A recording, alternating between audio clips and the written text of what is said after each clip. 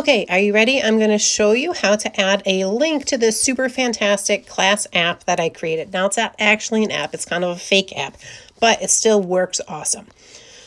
So here is the opening page of it. This is what it looks like. And I've added calendars as indicated there to the link when you press on those 3 lines. Okay, I'm going to show you how to add it. I just sent a remind message with a link to this fantastic class app.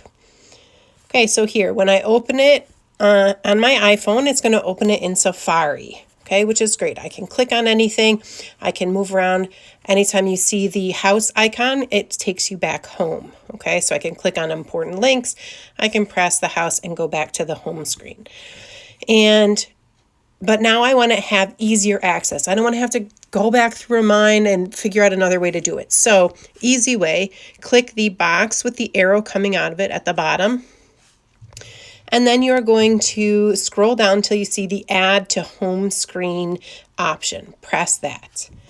And then you are going to, I'm going to shorten the name of it, but you can name it whatever you want, okay? And then I'm going to click Add. When I do that, it automatically takes me there.